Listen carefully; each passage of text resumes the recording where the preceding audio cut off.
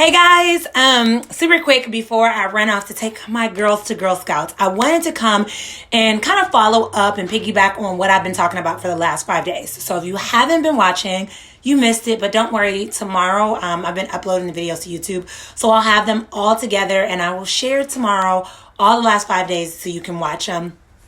Super valuable. I've been getting a ton of good feedback, so definitely check it out. But anyways, one of the things that I want to talk about is earlier on when I talked about, the 5 lessons that I learned through my divorce. One of the big takeaways that I had was like 2 people could go through the exact same experience, but respond differently or have a different outcome. And many people ask why. Like, why is it that 2 people can go through the exact same experience but end up totally different? So let's take divorce, for instance, right? Some people end up after divorce like in a new happy relationship, glowing and money and traveling and just really enjoying their life. And then there's people who end up after divorce and they're super bitter, they're depressed, they're anxious, they're overwhelmed, and they just look like they've aged by 10 years. And so if you're like most people, you're probably like, I don't understand why some people do really well and some people struggle. And that's what I want to talk about today. So if you haven't heard of this formula before, I want to share it with you. And the formula is E+R = O. So I'll say it one more time. E+R = O. So the E stands for event. So an event happens, right? Events happen, change happens. The only thing constant in the world is change, so it's going to come. But then we have the response, which is R.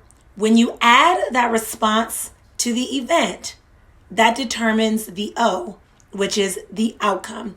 So understand, again, that 2 people could have the exact same event, but based on their response, that is not only, that's going to change the R, but it's also going to change the O. And if you're like me, I don't like math, but this is pretty easy math, right? If you change part of the formula, that's going to change the total. That's going to change the outcome.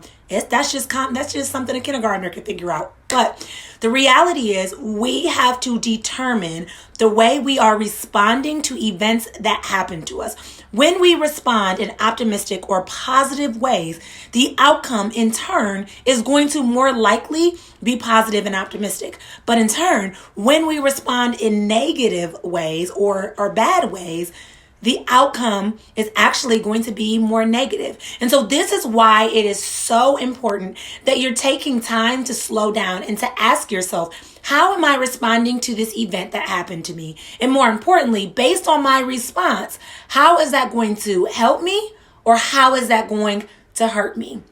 This is something that I feel like a lot of us miss. Like, we miss the opportunity to determine if something is working in our favor or working against us until it's too late. But if we take time to be more cognizant and to slow down and to ask ourselves, is this working for me or against me? Because I'm a firm believer, you're either adding value to your life or you're taking away from your life. And that's what your thoughts and your decisions and your actions and all of that. But if you take a moment and slow down and ask yourself that will in turn determine your outcome. So moving forward, understand, like I said before, change is going to happen. Transition is going to come. Unfortunately, some of us will experience traumatic events, but we get to determine the outcome. So no, we may not have been able to determine the original event. We may not have been able to determine what happened originally, but we can determine the outcome based on our response. You are 100% in control. You have the power to make a decision that could benefit the outcome or to really hurt the outcome. What are you going to decide today? All right, I'll chat with you guys later. Just wanted to come and drop that little bit of knowledge with you guys because I want you to understand that you have power. So many of us walk around playing victim to our circumstances, and a lot of times we can't control what happened to us, but all the time we can control our response.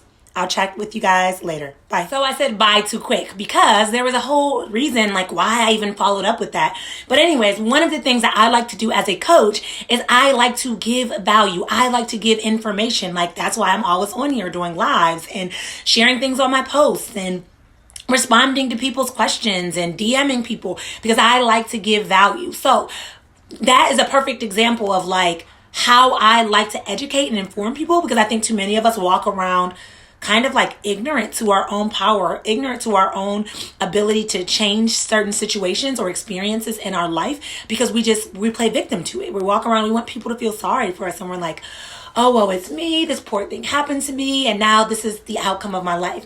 When in reality, you're selling yourself short. Yes, this awful thing may have happened to you, but guess what? You still can choose how you respond to it. I actually learned this very system from my mom. She was so optimistic. I mean, she could be like, hey kids, we're going to a funeral today, and be like so bubbly and excited. And I am such a pessimist by nature. And so I had to learn, I have to shift my perspective. I have to shift my response if in turn I truly want to shift my life. So many of you have been reaching out to me, and you have been talking about like you have a desire to heal. You're sick and tired of being sick and tired. You're sick of being in the stuck place. You're sick of being depressed. You're sick of being anxious. You're sick of being bitter. You're sick of being overwhelmed by all of the things that aren't going right in your life. And I hear you. I hear all of the questions that you guys are DMing me. I hear all the responses that you guys are putting on in the comments.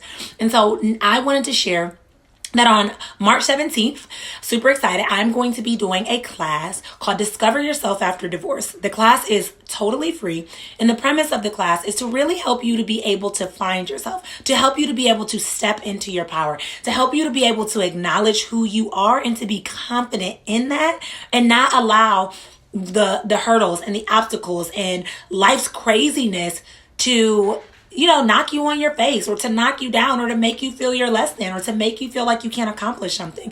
I want to empower you and give you skills that I wish somebody was there to do for me 3 years ago when I was struggling with finding myself after my divorce. So I am going to put the link in the comments. Let me do it now because my memory is all over the place. I have like so many things I've been doing today. So I'll put the link in the comments. Check it out. If you know someone who could be blessed by it, sharing is caring. So make sure you share it. But I need you to be there if you are really ready to make significant shifts and changes in your life. You cannot do the same thing over and over and over again expecting a different result. That is the pure definition of insanity. Meaning, do not keep trying to heal on your own. Do not keep trying to look for sympathy. Do not keep trying to read your way through your problems, thinking that that's solving it, or thinking that that's fixing it, or thinking that that's putting you in a good position. It's not, and it's not working. And people wonder why they live the same year over and over 75 times and they call it life. It's because they're not willing to make changes. This is a chance to change your life. Do not miss it. Now is your time. So check out the link below, and I will see you guys there. Bye.